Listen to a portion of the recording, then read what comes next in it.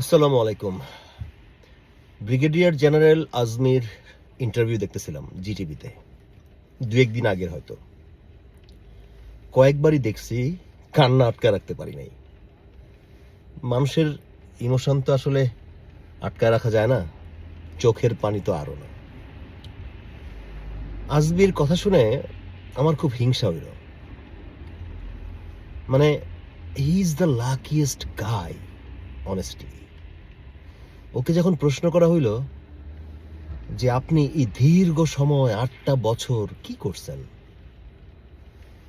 সে বলছে আমি পরকালের অ্যাকাউন্ট ভারী করছি। মানে দেখেন, তার বাবার কোনো অপরাধ আছে কিনা জানি না, সে তো নিরপরাধ। বাবার কারণে তাকে 8টা বছর কি কঠিন শাস্তি দেওয়া হয়েছে। মানে এই শাস্তির কারণে সে জীবনে যত প্রকার পাপ ছিল তারা, আমার মনে হয় আল্লাহ ইনশাল্লাহ ওকে মাফ করে দিবে।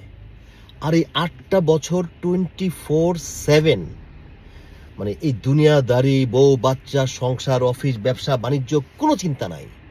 একমাত্র মৃত্যু, আল্লাহ, পরকাল, এবাদত, পরকালের অ্যাকাউন্ট বাড়ি করা।